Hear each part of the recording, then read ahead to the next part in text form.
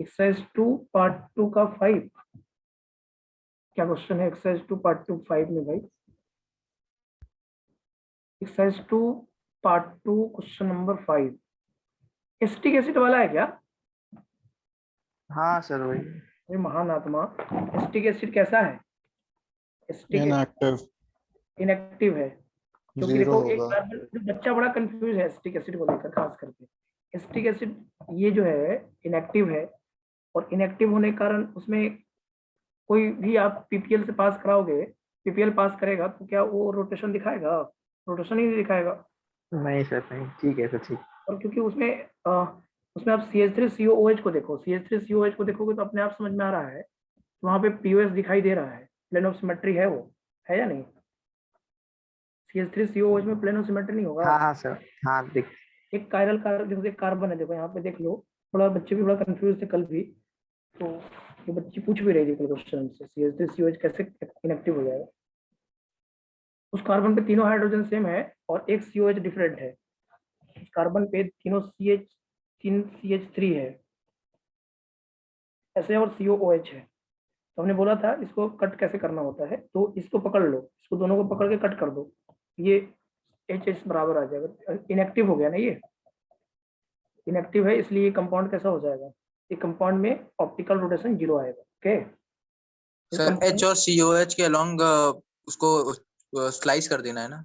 बस H और COH को पकड़ के कट कर दो, तो दोनों हाइड्रोजन सिमिलर है, तो दोनों हाइड्रोजन एक दूसरे से कट के बाहर आ जाएगा, तो दोनों हाइड्रोजन एक दूसरे से सिमिलर दिखाई देगा, इसलिए ये प्लेन ऑफ सिमेट्री दिखाई देगा। इसी का तो हमने कंसेप्ट बताया था, दो दो का ग्रुप बना लो, तो COH को तो तुम रखना ही पड़ेगा, COH को रख के ही कट करना पड़ेगा, COH को रखकर ही कट करना पड़ेगा। इसमें कितने प्लेन ऑफ सिमेट्री आएंगे बताओ तो?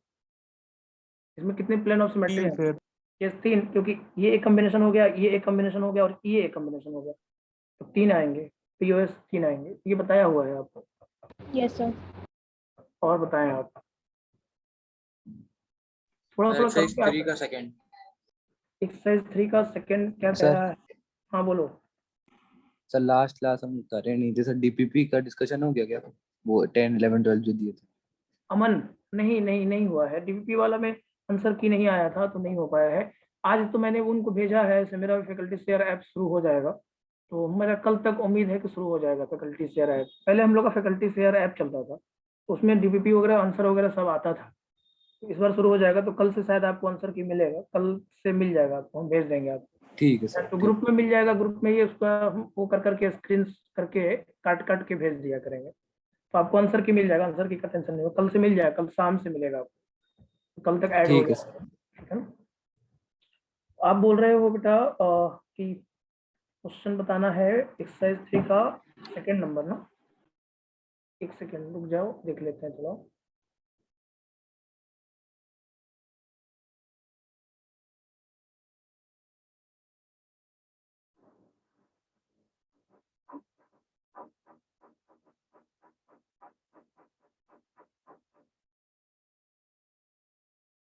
एक्सरसाइज 3 का सेकंड नंबर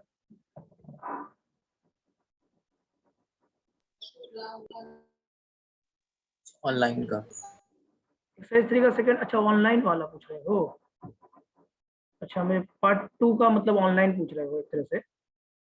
ठीक है, देख लेते हैं। ऑनलाइन वाले में कह रहा है कि optically active compound from the following, तो क्या दिक्कत आ रही है इसमें? क्या ऑप्टिकली एक्टिव में तो सबसे बढ़िया कंसेप्ट है ही अपने पास, प्लेन ऑफ सिमेट्री और सेंटर ऑफ सिमेट्री ना हो, और एक कायरल कार्बन हमेशा ही ऑप्टिकली एक्टिव होता है, तो उसके बेसिस पे बनाओ। 2 क्लोरोपेंटेन लिखा है, 2 क्लोरोपेंटेन का मतलब क्या हुआ? पहला वाला ऑप्शन देखोगे तो 2 क्लोरोपेंटेन लिखा है, और 2 क्लोरोपेंटेन CH3 CHCl CH2 CH2 CH3 होगा, इसको बोलते हैं 2 क्लोरोपेंटेन। तो ये कार्बन कायरल है, कार्बन कायरल है, इसका मतलब ये कंपाउंड ऑप्टिकली एक्टिव होगा। एक कायरल कार्बन हमेशा ऑप्टिकली एक्टिव होता है, वो POS कभी नहीं दिखाता। पहला ही आंसर हो जाना चाहिए उस बेसिस पे। ओके, पहला ही आंसर सही बैठ रहा है, दूसरा अभी देख। इनएक्टिव पूछा है सर। अरे इनएक्टिव पूछा है तो एक्टिव हो गया, पहला तो एक्टिव है। 2 क्लोरोप्रोपेनॉल, प्रोपेनॉल का मतलब ये हुआ CH3 CHCl, और यहाँ पे हो गया CHO, इसको बोलते हैं 2 क्लोरोप्रोपेनॉल, ये भी एक्टिव है। 2 क्लोरो 2 मिथाइल ब्यूटेन, ये तो बिना बनाए भी बच्चों चल रहा है। 2 क्लोरो 2 मिथाइल और ब्यूटेनॉल, ब्यूटेनल है ना, ब्यूटेन है, ओके, 2 क्लोरो 2 मिथाइल ब्यूटेन, तो ये आपका CH2, यहाँ भी कायरल है, नहीं कायरल नहीं है, ये कायरल नहीं है। कायरल नहीं है, ये कायरल हो गया ये, तो इसका ऑप्टिकली इनएक्टिव हो जाएगा, ये OI हो जाएगा, ये OA हो जाएगा, ऑप्टिकली एक्टिव है, ये ऑप्टिकली एक्टिव है। और चौथा ऑप्शन भी अगर आप देखो तो ये क्या दिख रहा है, 2 क्लोरो ब्यूटेन दिया है, मतलब ऐसा हो गया, CH3CHCl हो गया और CH2CH3 हो गया, ये कार्बन कायरल है, इसका मतलब ये ऑप्टिकली एक्टिव होगा। तो यहाँ पे आंसर आप थर्ड टिक करेंगे। आपको थोड़ा सा देखो, एक समस्या नहीं है ज्यादा, बहुत ज्यादा समस्या में अपने आप को नहीं रखेंगे हम लोग, बहुत सिंपल एक बात कर लेते हैं, सिंपल बात करेंगे तो बेहतर हमको लगता है कि होगा। हमने बोला था कि अगर किसी भी कंपाउंड में प्लेनोसिमेट्री नहीं है, सेंट्रोसिमेट्री नहीं है, तो कंपाउंड ऑप्टिकली एक्टिव, ये सही तरीका है, यही सही तरीका है, दूसरा कोई तरीका सही नहीं है। लेकिन एक कायरल कार्बन हमेशा, अगर कार्बन में एक कोई कंपाउंड में एक कायरल कार्बन है, इसका मतलब चारों ग्रुप डिफरेंट हो गया, और जब चारों ग्रुप डिफरेंट होगा तो उसमें कभी भी POS COS नहीं होगा, है या नहीं। आप ये लिख भी सकते हो कि एक chiral carbon always optically active होता है, वन कायरल कार्बन। दो वाले में दिक्कत आ सकती है, दो मेजर कंपाउंड सर थर्ड वाले में इसमें POS COS नहीं है ना? POS कैसे नहीं हो गया, दो कार्बन पे सभी ग्रुप सेम हो गए, कार्बन पे 2 मिथाइल सेम हो गया, तो इसको पकड़ लो, इन दोनों को पकड़ के कट कर दो, दोनों CH सेम हो गया।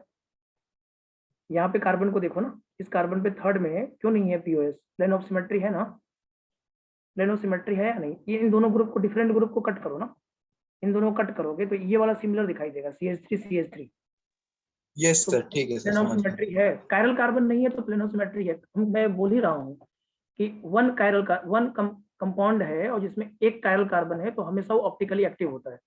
One chiral carbon is always optically active, one chiral carbon is always optically active. दो कायरल वाला ऑप्टिकली एक्टिव हो भी सकता है और नहीं भी हो सकता है। दो कायरल वाले में दिक्कत क्या है, मेजो कंपाउंड के चांसेस है, नहीं दो कायरल कार्बन में दिक्कत है, मेजो कंपाउंड के चांसेस है या नहीं। तो फिर 2 कार्बन में फिर POS और COS देखेंगे। और देखना चाहिए, देखना चाहिए, तो क्योंकि एक कायरल कार्बन में सीधी सी बात है ना, POS COS नहीं है तभी तो वो एक कायरल कार्बन है या नहीं। तो आप यहाँ लिख भी सकते हो, अगर आप चाहो तो लिख लो एक पॉइंट। देखो बेसिक डेफिनेशन के हिसाब से चलना जरूरी सही रहेगा, लेकिन तभी मैं आपको एक छोटा सा आसान तरीका बता देता हूँ। One chiral carbon always optically active, one chiral carbon, one chiral carbon, one chiral carbon का मतलब चारों डिफरेंट ग्रुप तभी तो कायरल है। One chiral carbon is always optically active, ये ऑलवेज मैं बोल रहा हूँ, गलत कहीं नहीं होगा ये। One chiral carbon is always optically active, optically active, एक कायरल कार्बन हमेशा ऑप्टिकली एक्टिव होता है, ठीक है, ओके। एक कायरल कार्बन हमेशा ऑप्टिकली एक्टिव होता है, तो one chiral carbon is always optically active, ये जरूर याद रखिए आप, ये जरूर याद रखिए, तो फायदा आप ही को मिल जाएगा, जल्दी आप आसानी से बना पाइएगा। बोलिए, समझ में आ रहा है बात? सबको ये बात समझ में आ रहा है? Yes sir. तो ये कंपाउंड हो गया। तो पिछले क्लास तक में हमने आपको इनैंसियोमेरिक एक्सेस, परसेंटेज ऑप्टिकल प्योरिटी और इसके क्वेश्चन आप लोगों ने देखा होगा। हाँ बताइए सर, एक्सरसाइज 2 के पार्ट 3 का 12th बता दीजिए। एक्सरसाइज 2 के पार्ट 3 का 12। हाँ सर, इसका RS कॉन्फ़िगरेशन आइडेंटिकल आ रहा है। देखिए बच्चे ने गलती करा है, बच्चे ने क्या गलती करा है कि नीचे और ऊपर वाला चेंजेस दिख रहा होगा। COOH एक बार नीचे लिखा है और ऊपर ऊपर रखा है, तो नीचे वाले को ऊपर से मिलाना नहीं, अरे उल्टा लिखा है तो नीचे वाला ऊपर से मिलाओगे ना। जिस ग्रुप का, जिस कार्बन का तुम देखोगी कॉन्फ़िगरेशन उसका मिलाओगी ना। Yes sir. 12 नंबर बच्चा यही गलती कर रहा है, ऊपर का ऊपर से मिला रहा है। ऊपर का ग्रुप भी तो सेम होना चाहिए, ऊपर का नीचे कर दिया है ग्रुप, तो ऊपर का नीचे से मिलाओ, नीचे का ऊपर से मिलाओ, तब सही बैठेगा ना। तो ऊपर का ऊपर से मिला रहे हो, ग्रुप ही जब सेम नहीं है तो ऊपर का ऊपर तो कैसे मिलेगा, ग्रुप भी तो सेम होना चाहिए। COO देखो CH3 लिखा है, यहाँ HOH लिखा है और HOH COOH लिखा है, HOH COH लिखा है और यहाँ पे देखो ऐसे लिखा है, ये लिखा है ऊपर में COH लिखा है। देखो तो इसका ये वाला कार्बन का यहाँ से मिलाना तभी होगा सही।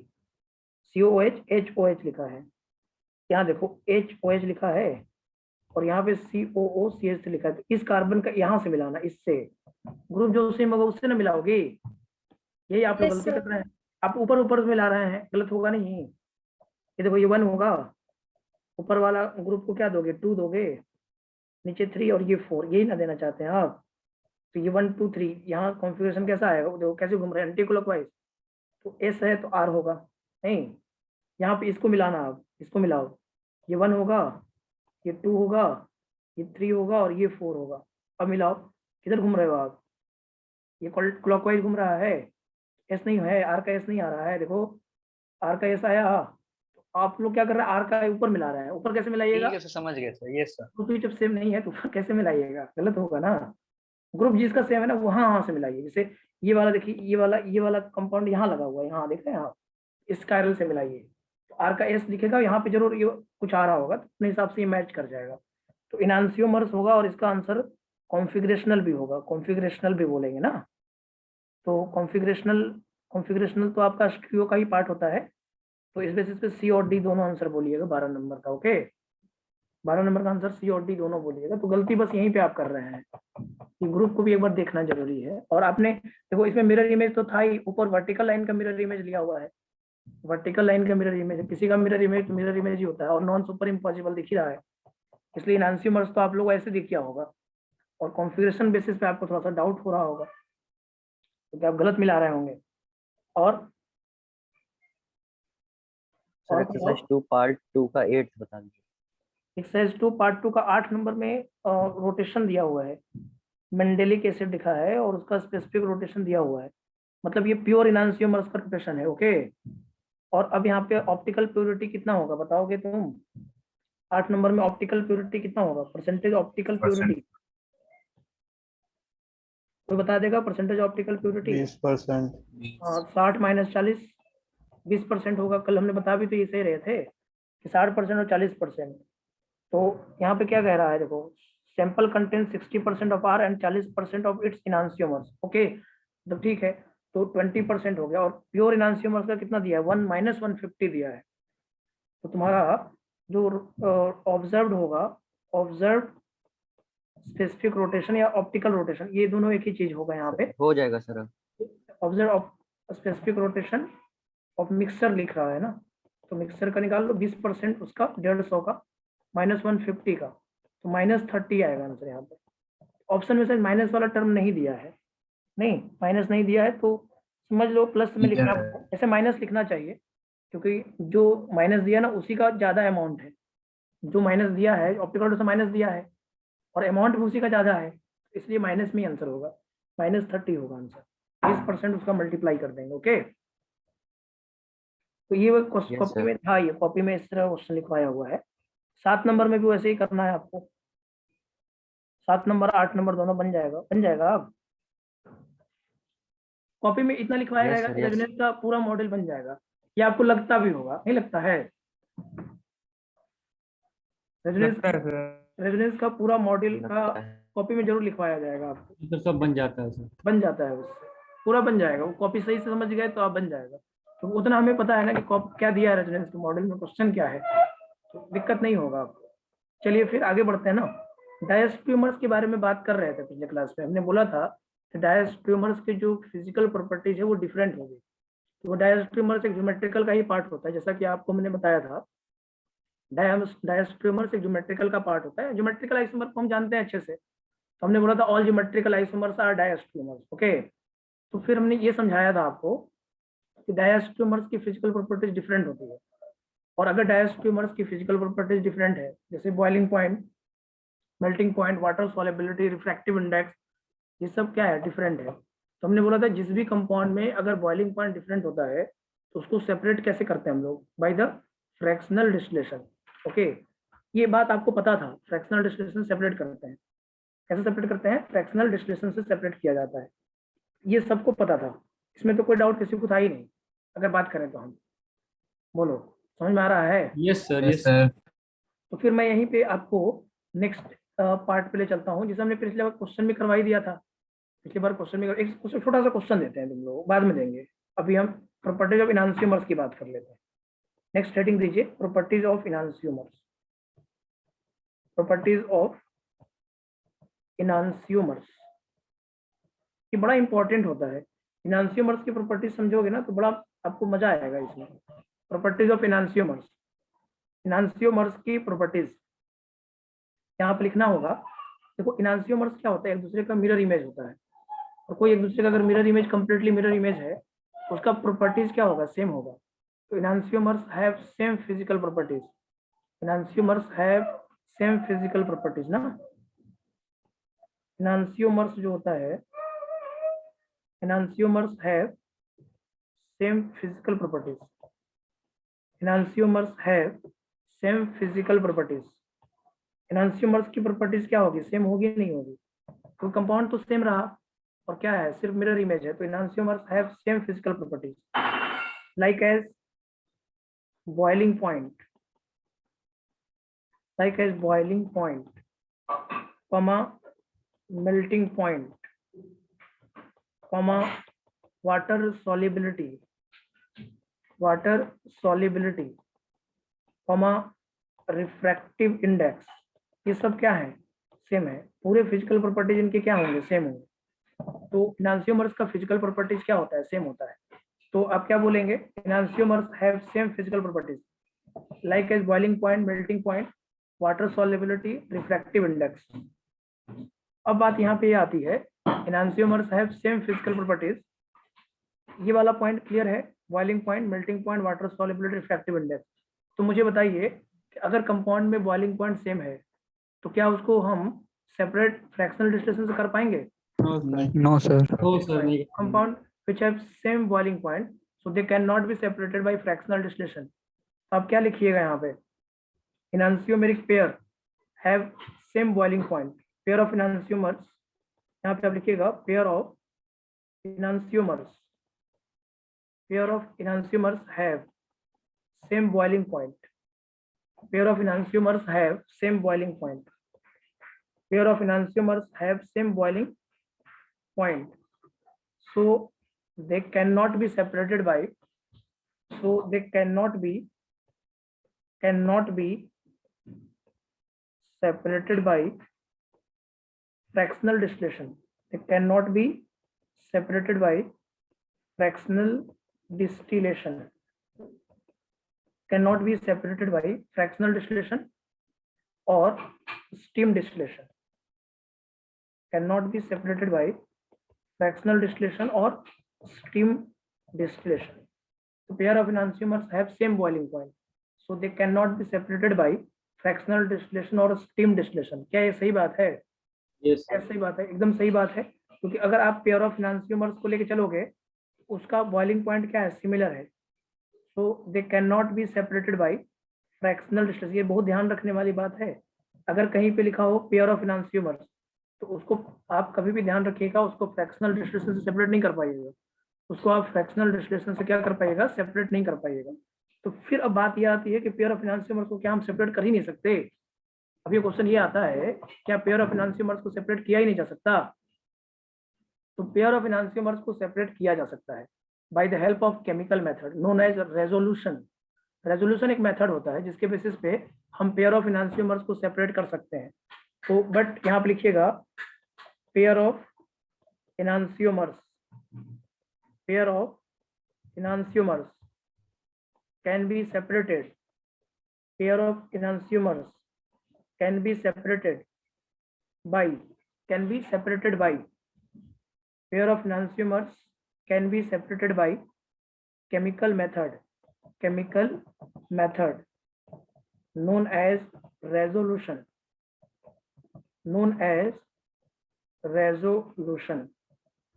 Okay, pair of enantiomers can be separated by chemical method known as resolution। pair of enantiomers को separate करना चाहिए, pair of enantiomers can be separated by chemical method known as resolution। is very important point। जैसे कभी कभी ये पूछता भी है कि पेयर ऑफ इनांसियोमर्स को सेपरेट करने के लिए हम कौन सा मेथड यूज करते हैं, तो नाम है रेजोल्यूशन। याद रखिएगा, ये एक पहला क्वेश्चन हो सकता है, जेईई मेन में तो हो ही सकता है, जेईई मेन में ऐसे ऐसे क्वेश्चन भी पूछे जा सकते हैं, इसमें कोई बड़ा बात तो है नहीं। तो एक बात ध्यान रखने वाली बात है कि अगर आपको ये ऐसा क्वेश्चन देता है, पेयर ऑफ इनांसियोमर्स को सेपरेट किया जा सकता है। क्लियर है? रेजोल्यूशन क्या होता है? अभी हम बताने जा रहे हैं, वही रेजोल्यूशन ही बता रहे हैं। अब सेपरेशन ऑफ पेयर ऑफ इनांसियोमर्स ही बताएंगे हम आपको, सेपरेशन ऑफ पेयर ऑफ इनांसियोमर्स कैसे करते हैं ये सिखाएंगे आपको। लेकिन एक चीज बहुत ध्यान रखने वाली बात है कि पेयर ऑफ इनैंसियोमर्स को कभी भी फ्रैक्शनल डिस्टेंस सेपरेट नहीं कर पाओगे आप। ओके, जिस भी कंपाउंड में बॉइलिंग पॉइंट सेम होगा उसको फ्रैक्शनल डिस्टिलेशन से सेपरेट नहीं किया जा सकता। ये क्वेश्चन मैं अभी दूंगा अभी आपको थोड़ी देर में, लेकिन अब हम आपको समझाने जा रहे हैं रेजोल्यूशन मेथड क्या है और सेपरेशन ऑफ पेयर ऑफ इनैंसियोमर्स क्या है बाय द रेजोल्यूशन मेथड। तो आपको लिखना यही है, तो आप यहाँ लिखिएगा सेपरेशन ऑफ, इसको मैं समझा दूंगा अभी आपको, separation of pair of enantiomers, separation of, sir बस 1 सेकंड ऊपर का। हाँ बेटा उसको लिख लो पहले, आप ऊपर वाला लिख लो, आप यहाँ तक लिख लीजिए पहले। वो मजेदार टॉपिक है आज वाला में, आज आपका जो है ना, आज इस पेपर तक खत्म हो जाएगा।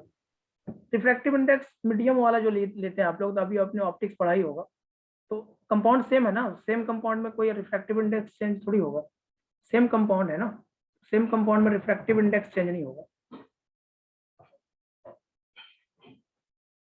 सर क्या बता रहे थे, क्या खत्म हो जाएगा? नहीं, हाँ ये बोल रहे थे कि आपका जो है आज का जो टेस्ट पेपर जो होने वाला है आपका, जो भी 16 तारीख को जो भी लिखा है उसके बाद ही होगा, जो भी होगा आपका वो खत्म हो जाएगा 16 तारीख तक, मतलब 16 तारीख को आज खत्म हो जाएगा। मतलब ये कॉम्प्लेक्स शुरू कर देंगे हम लोग, कॉम्प्लेक्स मतलब कल के क्लास में शुरू कर देंगे। पूरी प्लानिंग आई नहीं थी इसलिए हमने शेड्यूल कुछ भेजा नहीं आपको, नहीं तो मैं आपको प्लानिंग करके भेज देता, बट पूरा आपका रूटीन जो आया है वो आज का सिर्फ आया था। तो जब भी आप आगे क्लास होगी ना, उसमें इस वीक में पूरी क्लास आप कोऑर्डिनेशन की करेंगे। ओके, इस वीक में पूरी क्लास आप कोऑर्डिनेशन करेंगे आज की क्लास के बाद, क्योंकि वो टेस्ट पेपर तक ये कंप्लीट हो गया है।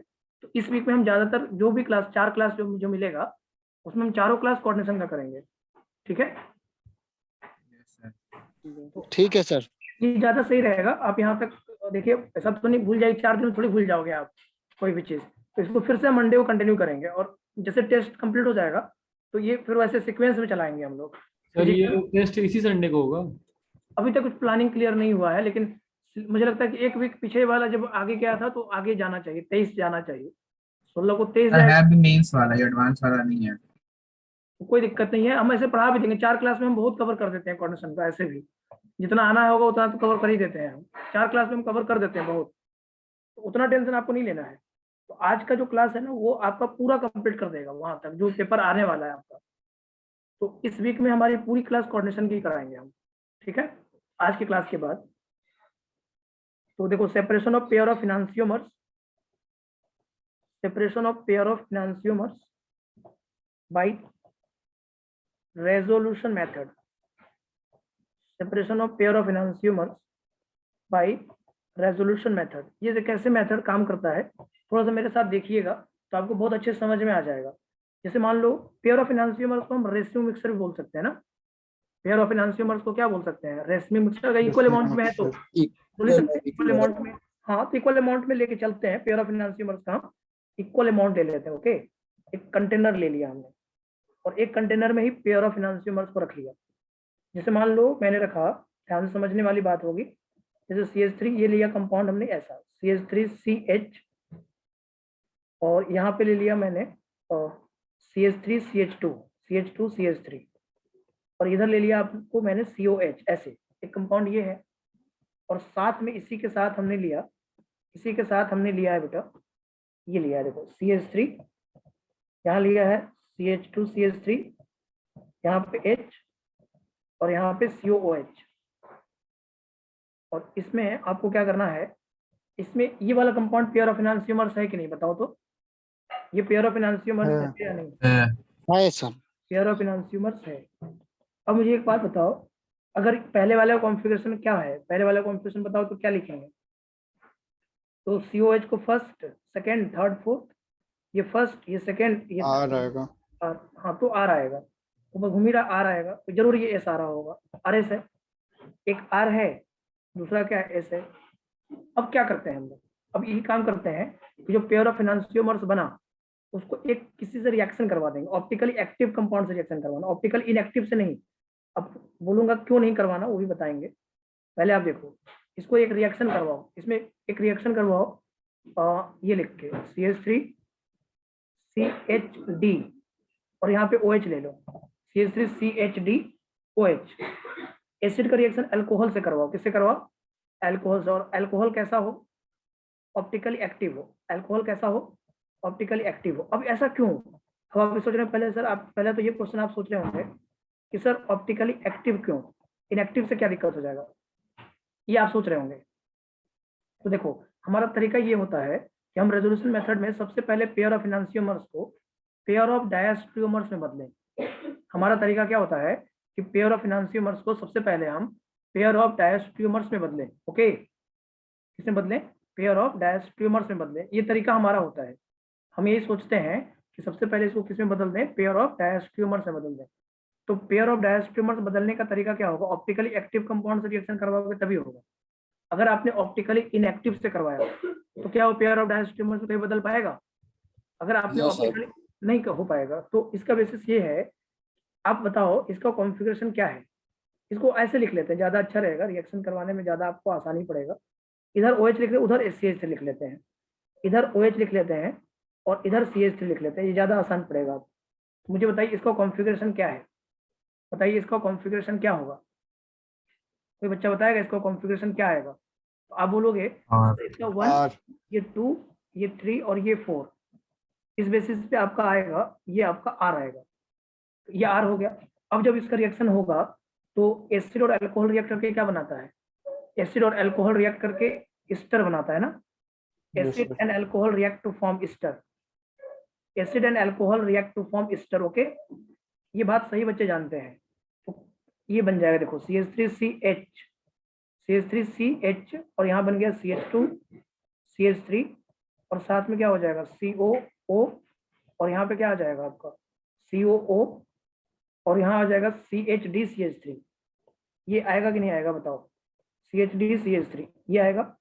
और साथ में प्लस में करेंगे तो प्लस में करेंगे तो ये आएगा CH3C CH2 CH3। यहाँ पे आएगा बेटा आपका H, यहाँ पे आएगा H। अब चेक कर लीजिए, ये ऐसे आएगा ना। हाँ, इसको देखिए थोड़ा सा। तो ये आपका यहाँ तक आ गया आपका। सबसे पहले तो ये आ गया CH3C CH2 CH3H और यहाँ आ जाएगा COO COO और यहाँ आ जाएगा CHD और CH3। देखिए तो रिएक्शन करवा के यही लाएंगे आप। यस सर, ये ऐसा बन रहा है, लेकिन ठीक है, क्या करोगे आप? ये आ गया। अब देखो इसका कॉन्फ़िगरेशन क्या था? R था और इसका कॉन्फ़िगरेशन क्या था? R था। तो ये कॉम्बिनेशन क्या बना? R बना कि नहीं बना बताओ? और इसका कॉन्फ़िगरेशन S था, इसका कॉन्फ़िगरेशन R ही रहेगा। ये क्या बना? SR बना कि नहीं बना? ये RR और ये SR। तो क्या इस रिएक्शन करवाने से आपको इसको बदल लिए पेयर ऑफ डायस्ट्रियोमर्स में? क्या आपने इसको बदल लिया पेयर ऑफ डायस्ट्रियोमर्स में? यस बोलो। सर, बदल गया। तो अगर हम ऑप्टिकली एक्टिव कंपाउंड से पेयर ऑफ इनैंसियोमर्स को किए तो ये पेयर ऑफ डायस्ट्रियोमर्स में बदला कि नहीं बदला? पेयर ऑफ डायस्ट्रियोमर्स में बदल गया। और जब ये पेयर ऑफ डायस्ट्रियोमर्स बदल गया तो इसको हम फ्रैक्शनल डिस्टिलेशन करा सकते हैं, नहीं करा सकते? यहाँ पे हम फ्रैक्शनल डिस्टिलेशन करके दोनों को अलग कर सकते हैं कि नहीं कर सकते हैं बताओ? यहाँ पे क्या कर लेंगे हम? फ्रैक्शनल डिस्टिलेशन करेंगे। फ्रैक्शनल डिस्टिलेशन करोगे तो दोनों अलग अलग सेपरेट हो जाएगा कि नहीं हो जाएगा? बताइए, दोनों अलग अलग सेपरेट हो जाएगा कि नहीं हो जाएगा? हो जाएगा। एक कंटेनर में ये आ जाएगा, बड़ा कंटेनर में ये आ जाएगा आपका। एक आ गया आपका CH3 CH CH2 CH3 और यहाँ पे आ जाएगा COO, यहाँ आ जाएगा CHD और यहाँ पे आ जाएगा CH3। ये आ गया पहला। और साथ में क्या आ गया?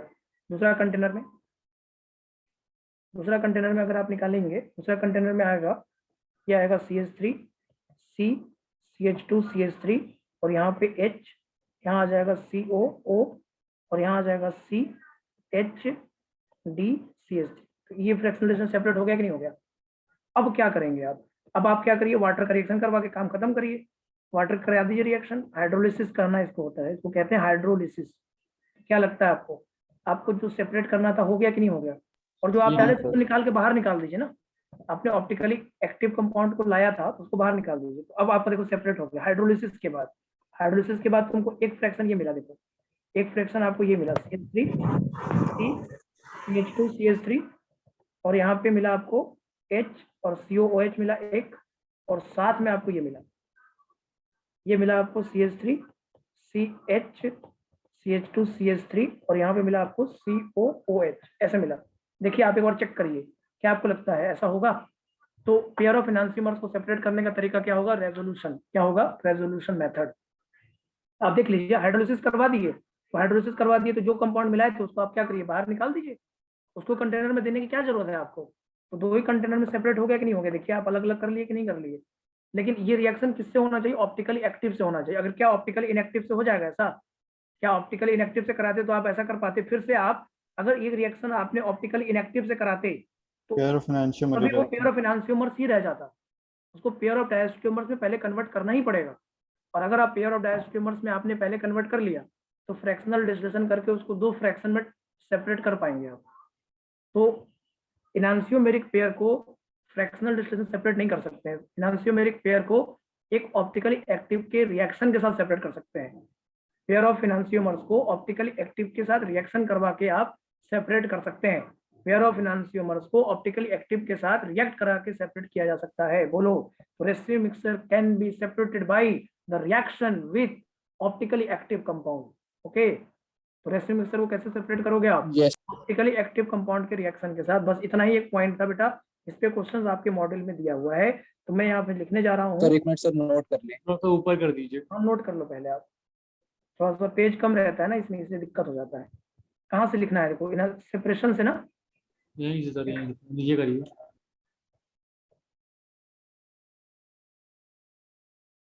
ये यही दिक्कत होता है थोड़ा सा क्लास में, पेपर थोड़ा छोटा छोटा रहता है तो थोड़ा थोड़ा इनएक्टिव ट्रायंगुलेशन सर तब इनएंशियोमर ही बनेगा पेयर ऑफ। आप करके देख लीजिए। इनएक्टिव होगा तो जो पहले आर था, आर रहेगा, दूसरा एस रहेगा। कोई भी समझ लो। आप इनएक्टिव से कंपाउंड से रिएक्शन करवाएगा तो पेयर ऑफ डायस्टेमर्स नहीं कन्वर्ट हो पाएगा। तो आप ध्यान रखिए, रेसिपी मिक्सचर को अगर कहीं पे सेपरेट करने के लिए बोलेगा कि इनमें से रेसिपी मिक्सचर किससे सेपरेट कर सकते हैं, तो आपको याद करना है recipe mixture can be separated by the reaction with optically active compound. Recipe mixture can be separated by the reaction with optically active compound. Okay, थोड़ा नीचे कर दीजिए सर। हाँ,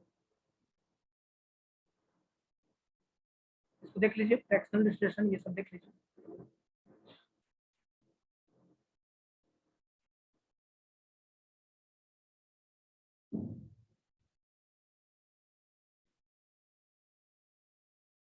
थोड़ा सा ऊपर करिए। हाँ देखिए, पेयर ऑफ डायस्टोमर्स, यहीं पे सर, यहीं। हाँ ठीक है, पेयर ऑफ डायस्टोमर्स, ये समझ में आ रहा है कि नहीं आ रहा है? यस सर, आ गया सर। तो देखो ये सब तो लिखने की जरूरत तो कभी पड़ेगा नहीं, क्योंकि ऑब्जेक्टिव क्वेश्चन आएगा। देखो इसमें एनसीईआरटी का तो कोई मतलब है नहीं, बोर्ड में कोई पूछना है नहीं, रेजोल्यूशन क्या है ये बोर्ड में नहीं पूछता है। तो इससे क्या है कि आपको सिर्फ ऑब्जेक्टिव अप्रोच चाहिए इसमें। तो ये सब रिएक्शंस तो आपको जरूरत नहीं पड़ेगा, इतना बड़ा बड़ा चीजें बनाना तो पड़ेगा नहीं। ऑब्जेक्टिव अप्रोच बस इतना ही है कि residue mixture can be separated by the reaction with optically active compound, बस इतना ही है। इतने से रेसिड्यू मिक्सचर सेपरेट हो जाएगा, काम खत्म, एक ही लाइन का काम है। तो residue mixture can be separated by the reaction with optically active compound. थोड़ा नीचे कर दीजिए सर। हाँ, और बस इसको फ्रैक्शन में तोड़ दीजिए, बस अलग अलग फ्रैक्शंस हो जाएगा।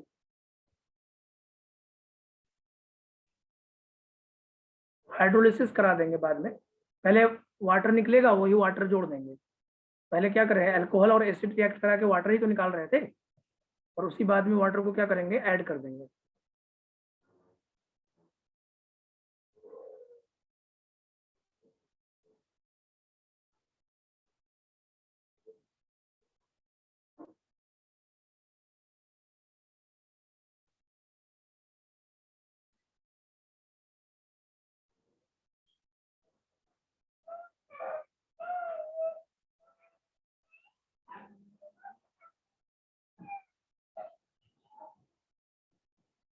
तो थोड़ा और नीचे कर लीजिए। हाँ देख लीजिए, अब एक क्वेश्चन देंगे और एक पॉइंट के साथ एक क्वेश्चन भी लिखेंगे। एक पॉइंट लिखते हैं फिर एक क्वेश्चन लिखेंगे, तो उसको बताना आंसर क्या होगा, ठीक है? ये सर हो गया। चलो देखो, अब यहाँ पे एक छोटा सा पॉइंट पहले लिख लेते हैं। कभी भी क्वेश्चन आएगा ना आपको पास तो आप लिखिएगा, यहाँ एक पॉइंट लिख लीजिए, racemic mixture can be separated, resin mixture can be separated by the reaction with optically active compound, optically active compound. Resin mixer can be separated by the reaction with optically active compound. ये जरूर ध्यान रखना, इससे आपका काम हो जाएगा, इससे ज्यादा आपको कोई जरूरत नहीं है पॉइंट।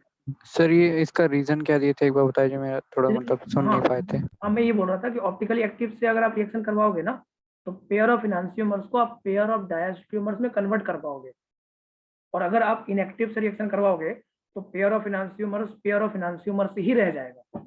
ये कह रहा था मैं कि पेयर ऑफ इनांसियोमर्स को पेयर ऑफ डायस्ट्रियोमर्स में कन्वर्ट करना है, तो उसके लिए रिएक्शन करवाना पड़ेगा ऑप्टिकली एक्टिव कंपाउंड से।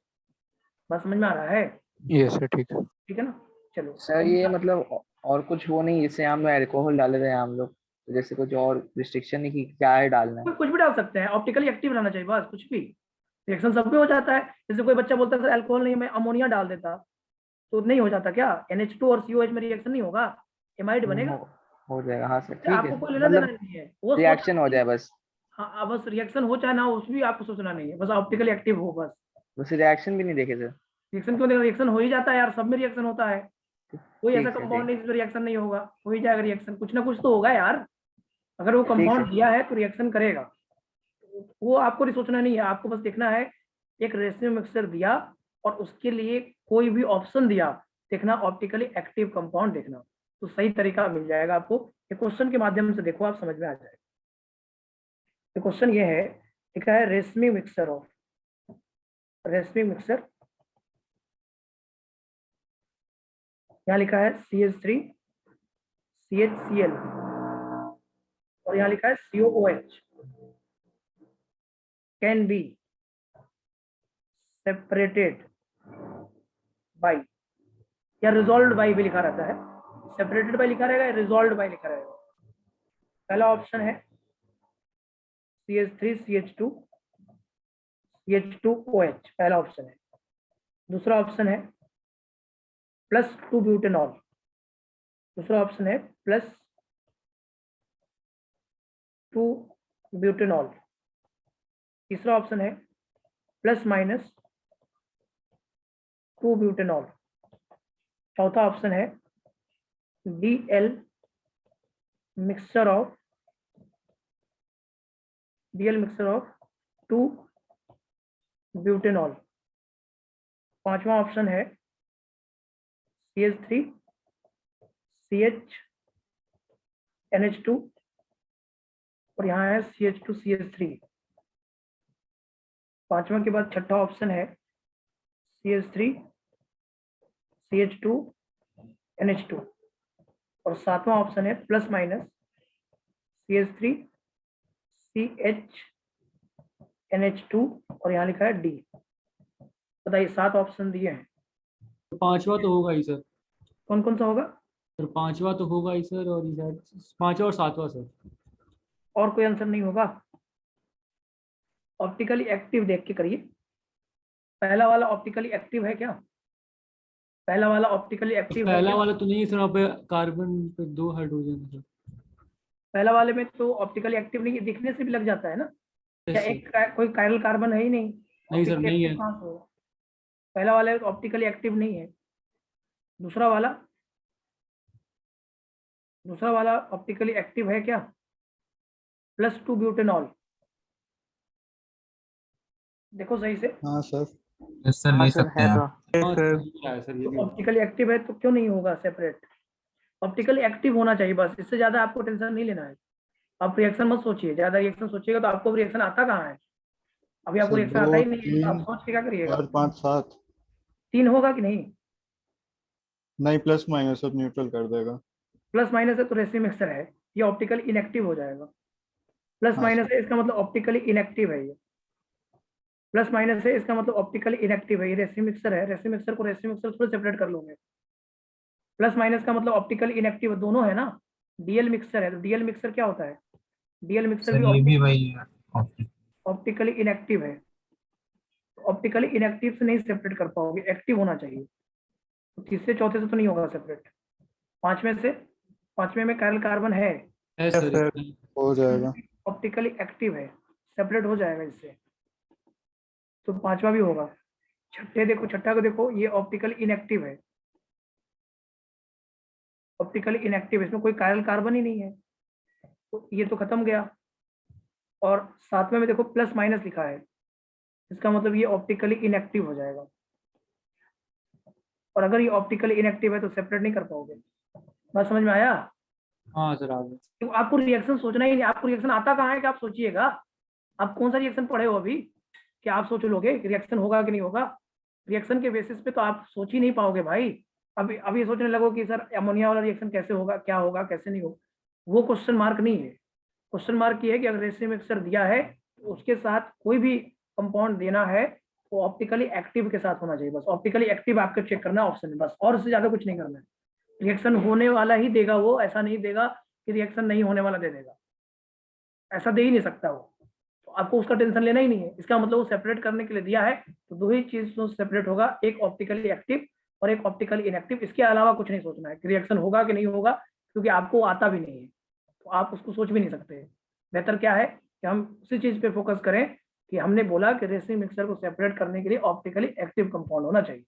इस पे आपको क्वेश्चन एक मिलेगा आपको मॉडल में, ठीक है, यही सेम पैटर्न का मिलेगा। अगला क्वेश्चन मैं आपको दे रहे हैं उसको बनाइए, अगला क्वेश्चन दे रहे हैं उसको बनाइए। देखिए, which of the following which of the following can not be, can be कर लो, कैन नॉट क्यों, मोर देन वन करेक्ट में लेंगे तो can be separated by fractional distillation, can be separated by fractional distillation. इसमें खूब question आता है JEE advance के अंदर, बहुत इंपॉर्टेंट है ये fractional distillation. Which of the following pair can be separated by fractional distillation? पहला option maleic acid and fumaric acid, ये खूब आता है इसलिए मैं इसको बार बार लिख रहा हूँ। Maleic acid and fumaric acid पहला। दूसरा लिखा है लैक्टिक एसिड, ऐसे लिखो, लैक्टिक एसिड मत लिखो, लिख plus lactic acid and minus lactic acid, minus lactic acid, plus और minus, plus minus lactic acid. दूसरा ऑप्शन ये है। तीसरा है CH3 CH2 NH2 and CH3 CH2 CH2 NH2। चौथा है cis 2 butene and trans 2 butene. पांचवा है tartaric acid plus tartaric acid and minus tartaric acid. और कंफ्यूज करने के लिए एक क्वेश्चन और देगा तुमको, plus tartaric acid and minus lactic acid. ये 6 है कंपाउंड आपके सामने, बताइए कौन कौन सा इसमें फ्रैक्शनल डिस्टिलेशन सेपरेट हो जाएगा। अगर आप 6 को समझ गए तो आप समझ के मान लीजिए। Which of the following pair can be separated by fractional distillation? 1 3 पहला हो 4 जाएगा। 6 एक वाला सर, और सर दूसरा दूसरा और तीसरा। 5वां। ये सब सेपरेट होगा, सेपरेट वाला बता रहे हो? 1 3 4 6 1 4 और 6, 3 भी। 3 में सर। 3 नहीं, 1 4 1 4 और 6 बोल, 1 4 6 6 1 4 6 सही आंसर है। देखिए मेरे साथ थोड़ा सा देखना पड़ेगा आपको, कुछ बच्चों को थोड़ा सा दिक्कत होगा। देखो मैलेइक एसिड और फ्यूमेरिक एसिड सिस ट्रांसफॉर्म होता है, ज्योमेट्रिकल होता है। इसका मतलब डायस्ट्रीमर्स है, मैलेइक एसिड और फ्यूमेरिक एसिड डायस्ट्रीमर है, तो जिसकी बॉइलिंग पॉइंट डिफरेंट होगी वो सेपरेट हो जाएगा। बस ये डायस्ट्रीमर्स ही सिर्फ नहीं, जिसकी भी बॉइलिंग पॉइंट डिफरेंट होगी ना वो फ्रैक्शनल डिस्टेंस सेपरेट हो जाएगा। कहानी इतनी है, जिसकी भी बॉइलिंग पॉइंट दो पेयर है और दोनों की बॉइलिंग पॉइंट डिफरेंट है तो फ्रैक्शनल डिस्टेंस सेपरेट होगा। उसको डायस्ट्रीमर से जोड़ने की जरूरत भी नहीं है आपको, मत जोड़िए आप सिर्फ डायस्ट्रीमर को मत जोड़िए ना, और भी जोड़ सकते हैं आप। तो पहला देखिए, पहला वाला तो नहीं होगा, पहला वाला सेपरेट हो जाएगा। दूसरा वाला ये पेयर ऑफ इनांसियोमर्स है, लैक्टिक एसिड प्लस और माइनस, ये पेयर है या नहीं? ये इनांसियोमेरिक पेयर है और इनांसियोमेरिक पेयर को नहीं कर सकते हैं सेपरेट। ये इनांसियोमेरिक पेयर है, ये इनांसियोमेरिक पेयर है आपका, इसको तो आप कर ही नहीं पाओगे। ये देखो पोजिशन, ये आपका जो है ये वाला आइसोमर्स ही नहीं है, ये कंपाउंड दो अलग अलग है, ये दोनों आइसोमर नहीं है। होमोलोगस आप बोल सकते हो, होमोलोगस बोल सकते हो आप। जब CH2 का डिफरेंस हो दो के बीच में तो उसको होमोलोगस। यस सर, होमोलोगस में वेट के साथ फिजिकल प्रॉपर्टीज फिजिकल चेंज हो जाती है सर। सीधी बात है, होमोलोगस में चेंज होगा ही। अगर आप मॉलिक्यूलर वेट सही है ना, ये बॉइलिंग पॉइंट बढ़ ऑप्शन जाता है। अगर आप मॉलिक्यूलर वेट बढ़ाते हो तो बॉइलिंग पॉइंट बढ़ जाता है, तो बॉइलिंग पॉइंट बढ़ जाता है, इसका दोनों का बॉइलिंग पॉइंट अलग अलग होगा, तो ये नहीं हो पाएगा सर, ये सेपरेट हो जाएगा। सॉरी, हो हाँ जाएगा। सर, बोले तो थे। हाँ बोले थे आप, सही बोले थे, मैं बोला आपका सही आंसर 136 आपने बोला है, सही आंसर है आपका। ये वाला होमोलोगस है, होमोलोग है ये। होमोलोग का फिजिकल प्रॉपर्टीज डिफरेंट होता है, बॉइलिंग पॉइंट डिफरेंट होता है। आपने पढ़ा भी होगा कि बॉइलिंग पॉइंट मॉलिक्यूलर वेट के बढ़ने से बढ़ जाता है। हाँ सर, मॉलिक्यूलर वेट बढ़ गया तो बॉइलिंग पॉइंट डिफरेंट हो गया, और अगर डिफरेंट बॉइलिंग पॉइंट है तो सेपरेट हो जाएगा। सिस टू ब्यूटेन और ट्रांस टू ब्यूटेन ये डायस्ट्रीमर्स का बात है, ज्योमेट्रिकल है। प्लस टर्टरिक और माइनस टर्टरिक ये पेयर ऑफ इनांसियोमर्स तो नहीं होगा। टर्टरिक एसिड एक है और लैक्टिक एसिड एक है, तो दो अलग अलग कंपाउंड है, और दो अलग अलग कंपाउंड में अलग अलग बॉइलिंग पॉइंट होता ही है।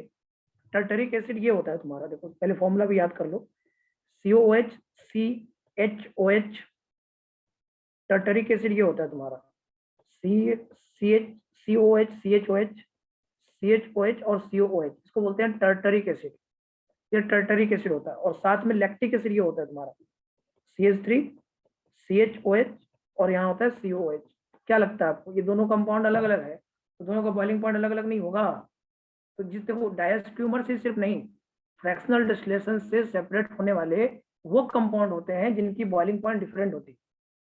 तो boiling compound which have different boiling point they can be separated by fractional distillation. वो सिर्फ डायस्ट्रीमर से ही नहीं होगा, उसके अलावा भी कुछ हो जाएगा, है या नहीं?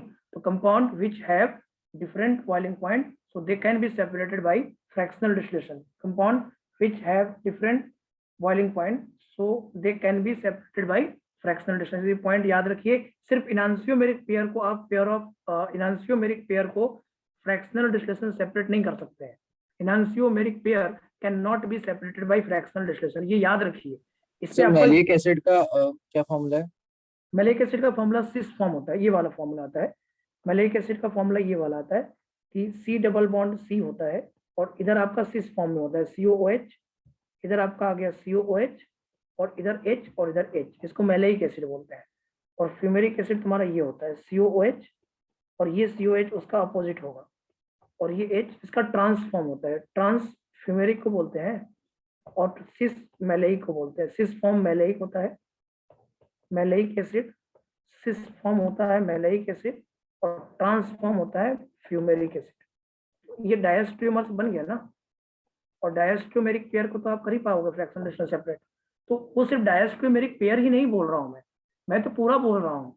मैं तो वो बोल रहा हूँ कि जिस भी कंपाउंड में अगर उनकी बॉइलिंग पॉइंट डिफरेंट है so they can be separated by fractional distillation. Compound which have different boiling point so they can be separated by fractional distillation. Okay, malic acid और फ्यूमेरिक एसिड को आप separate कर पाइएगा, malic acid और fumaric acid को आप fractional distillation separate कर पाइएगा। तो ये पूरी बातें समझ में आया? ऐसा कोई भी क्वेश्चन आएगा, दोनों चीजें बना दोगे। अगर आपसे बोला गया कि रेसिनी मिक्सचर को रिजॉल्व कैसे करोगे, तो रेजोल्यूशन मेथड से करोगे, ऑप्टिकली एक्टिव कंपाउंड खोजना रहेगा, और फ्रैक्शनल डिस्टिलेशन से सेपरेट करने वाला कोई भी क्वेश्चन आया तो आपको बॉइलिंग पॉइंट डिफरेंस देखना पड़ेगा बस। तो यही दो लॉजिक है, बेसिक चीजों को पकड़ो बस। और इसमें ये नहीं कि पूरा पॉइंट याद कर ले कि डायस्ट्रोमर्स फ्रैक्शनल डिस्टिलेशन सेपरेट होगा और दूसरा कंपाउंड नहीं होगा, ये गलत कंसेप्ट बन गया। फिर कंपाउंड कोई भी हो उसकी बॉइलिंग पॉइंट डिफरेंट है तो वो फ्रैक्शनल डिस्टिलेशन से जरूर सेपरेट होगा, और अगर पेयर ऑफ इनांसियोमर्स है तो उनका बॉइलिंग पॉइंट सेम होता है, ये हमने पढ़ा है, तो उन्हें आप सेपरेट नहीं कर पाओगे। बस इतना ही अंतर है और कोई अंतर नहीं। क्लियर है, याद रहेगा। तो ये Yes. आपको एच सेक्शन के 2 क्वेश्चन इसी पैटर्न पे दिए हुए हैं जो हमने आपको कराया है, तो आपको दोनों क्वेश्चन बन जाएगा, आपसे बन जाएगा ना, बोलिए बन जाएगा। अब कुछ हाँ सर। हाँ, अब कुछ स्पेशल केस में आपको और बताने जा रहा हूँ जहाँ पे कोई कायरल कार्बन नहीं होगा, कोई कायरल कार्बन नहीं होगा, लेकिन वो कंपाउंड ऑप्टिकली एक्टिव होगा। उसके लिए मैं आपसे अब जज करने जा रहा हूँ, बात करने जा रहा हूँ, थोड़ा सा मेरे साथ आप देखेंगे, चीज़ों को सीखिएगा। मतलब हम ये बात करने जा रहे हैं कि ऑप्टिकल एक्टिविटी या optical isomerism without asymmetric carbon, optical isomerism without asymmetric carbon, कोई एसिमेट्रिक कार्बन नहीं है लेकिन तब भी ऑप्टिकल आइसोमेरिज हो सकता है या नहीं हो सकता है, इसकी कहानी है।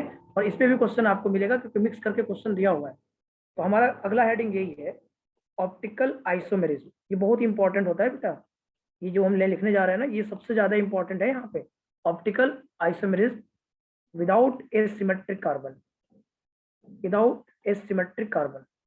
देखो ये चीजें आप सोचते भी होंगे, इतना चीजें हम लोग कैसे पढ़ रहे हैं सर, इतना चीजें कैसे पढ़ रहे हैं, तो इतना चीजें आपको एनसीईआरटी में नहीं है। अगर आप बोर्ड की प्रिपरेशन के लिए सिर्फ हो तो ये सब चीजें आपको बेकार है, आपको नहीं पढ़ना चाहिए, ये सब पढ़ के कोई फायदा नहीं है फिर आपको। अगर आप सिर्फ बोर्ड की प्रिपरेशन करेंगे तो ये सब जरूरत नहीं पड़ेगा आपको, लेकिन बोर्ड से आप आगे की अगर प्रिपरेशन कर रहे हैं तो इन सभी चीजों की बहुत जरूरत पड़ेगा आपको। ऑर्गेनिक केमिस्ट्री में इनका बहुत यूज होता है। तो मैं बोल रहा हूँ optical isomerism without asymmetric carbon. Asymmetric carbon का मतलब एक कायरल कार्बन, तो कोई कायरल कार्बन नहीं है लेकिन तब भी वो कंपाउंड ऑप्टिकल शो कर सकता है। उसमें 3 केसेस मैं आपको समझाऊंगा। एक केस होता है एलिन का, इसमें डीपीपी में सबसे ज्यादा क्वेश्चन मिलता है। एक एलिन है, एक स्पाइरेन है और एक पॉलीफिनाइल रिंग है। 3 केसेस में डिस्कस करने वाला हूँ मैं, तीनों केस डिस्कस करूंगा बारी बारी से, बहुत अच्छे समझ में आएगा बेटा। थोड़ा सा केमिकल बॉन्डिंग का भी यूज आएगा, मजा आएगा आपको, थोड़ा सा पेशेंस रखिएगा, समझ में आ जाएगा। पहला केस हम डिस्कस करेंगे एलिन, दूसरा केस हम डिस्कस करेंगे स्पाइरेन, स्पाइरेन मतलब स्पाइरो कंपाउंड, और तीसरा केस हम डिस्कस करेंगे पॉलीफिनाइल रिंग। ये इंपॉर्टेंट होगा, पॉलीफिनाइल रिंग। ये 3 केसेस हम डिस्कस करेंगे और एक और डिस्कस कर लेंगे यहाँ पे, साइक्लो अल्काइलिडीन भी कर लेंगे यहाँ पे, एक और कर लेंगे साइक्लो अल्काइलिडीन, ये भी एक डिस्कस कर लेंगे, साइक्लो अल्काइलिडीन भी कर लेंगे। तो 4 हम डिस्कस करने वाले हैं, फर्स्ट, सेकंड, थर्ड एंड। ये बहुत इंपॉर्टेंट होने वाला है आपके लिए। सुनिए पहले एलिन क्या होता है, पहले एलिन से चलते हैं, शुरुआत एलिन से करते हैं, कहानी एलिन से शुरू होगा और आपको बहुत समझ में भी आएगा यहाँ पे। देखो एलिन क्या होता है, एलिन को जानते हो आप, एलिन का नाम कभी सुना है आपने? देखो एलिन उसको बोलते हैं जब कंपाउंड में कंटिन्यूअस डबल बॉन्ड होता है, तो compound which have continuous double bond is known as allene. Okay, compound which have continuous double bond, क्या बोलेंगे? Compound which have continuous double bond, compound which have continuous double bond तुम्हें कहीं भी दिखाई दे रहा है ना, उसको बोल देना एलिन है। ठीक, बोलो, कंटिन्यूअस डबल बॉन्ड को क्या बोलते हैं? एलिन। ये नाम है इसका, नाम से बातें समझ में आती है। तो एलिन का मतलब, एलिन वाला क्वेश्चन खूब आता है और आपके मॉडल में भी दिया हुआ है, आपको समझ में आया होगा। अभी मैं पिक करवाऊंगा ना आपको तो मजा आएगा, आपको अच्छा लगे, हाँ हाँ ये तो दिया है सर। तो compound which have continuous double bond, यहीं तक पेपर आएगा पूरा आपका, यहाँ तक पूरा पढ़ना है आपको, यहाँ तक पूरा आएगा। तो compound which have continuous double bond, जिसके पास कंटिन्यूअस डबल बॉन्ड होता है उसको एलिन बोलते हैं। एलिन का मतलब ये होगा तुम्हारा, देखो C double bond C, double bond C, double bond C, double bond C, double bond C, ऐसे ही चलता रहेगा, ऐसे ही डबल बॉन्ड चलता रहेगा। इसको बोलते हैं एलिन। ओके, इसको क्या बोलते हैं? एलिन। अब मैं आपको 2 केस डिस्कस करूंगा, एक allene with even number of pi bond और एक allene with odd number of pi bond. Odd number वाला और इवन वाला दोनों डिस्कस करेंगे, तभी तो 2 ही ना हो सकता, इससे ज्यादा क्या होगा? अगर कंटिन्यूअस डबल बॉन्ड है तो एक इवन नंबर में पाई बॉन्ड आएगा या तो ऑड नंबर में आएगा। ऐसा थोड़ी ना होगा कि एक इवन ऑड दोनों साथ में आएगा, ऐसा तो आएगा नहीं। तो इसका मतलब मुझे 2 केस डिस्कस करना है। पहला केस है आपका केस 1। केस 1 में क्या डिस्कस करेंगे? Allene with even number of pi bond. पहला केस करेंगे allene with even number of pi bond. थोड़ा सा समझना है आपको, अब यहाँ पे रुकना है, समझना है। Allene with even number of pi bond, even number of pi bond. Okay बेटा, allene with even number of pi bond को थोड़ा समझना है। Allene with even number of pi bond, यहाँ तक समझ में आ रहा होगा आपको, दिक्कत नहीं हो रहा होगा? यस सर, क्लियर है sir. Allene with even number of pi bond. अब यहाँ पे even number of pi bond को देखो तो यहाँ लिखा है C double bond C double bond C. इसको पहले जज करते हैं, बाद में हम इसके बाद कुछ बातें और आपसे करेंगे, क्योंकि हम पॉइंट अभी पूरा कंप्लीट नहीं कर रहे हैं, लेकिन हम थोड़ा सा इस पे जज करना चाहते हैं। मुझे बताइए क्या ये दोनों एक प्लेन में है?